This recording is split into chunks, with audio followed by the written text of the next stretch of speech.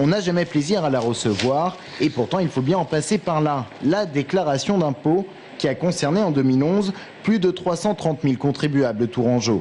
La moyenne de leurs impôts sur le revenu de 2010, 1 851 €. À titre de comparaison, les Loir-et-Cher payaient en moyenne 1 621 €, 1 778 en région centre et 2 320 en France.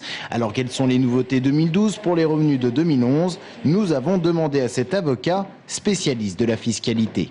On peut s'attendre à une réduction donc, des niches qui a déjà été mise en œuvre depuis quelques années. Si on regarde donc, les locations meublées professionnelles, elles sont passées pour les investissements réalisés en 2011 de 20 à 18. Pour les investissements celliers dans le neuf, ces investissements sont passés de 25 à 22. Dans les nouveautés 2012 également, la déclaration unique pour les couples fraîchement mariés. Les revenus de l'immobilier, dividendes d'entreprise et plus-values sur les titres de société vont voir leurs prélèvements sociaux augmenter de 12,1 à 13,5 %. Pour les assujettis à l'ISF dont le patrimoine est compris entre 1,3 et 3 millions d'euros, plus de déclarations ISF à faire, le montant de leur patrimoine net est directement reportable sur la déclaration d'impôt sur les revenus.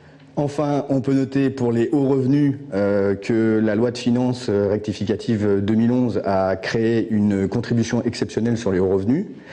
Pour les revenus, par exemple, qui pour un couple excèdent 500 000 €, la partie du revenu fiscal de référence qui excédera ces 500 000 € sera taxée à 3 %.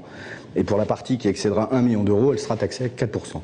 Vous l'aurez compris, il y aura bien cette année des hausses d'impôts directes ou indirectes, essentiellement pour les catégories aisées. En 2011, les 55% des contribuables tourangeaux imposables avaient payé plus de 363 millions d'euros. L'État en avait rétrocédé 28 millions aux pratiquement 69 000 bénéficiaires de la prime pour l'emploi.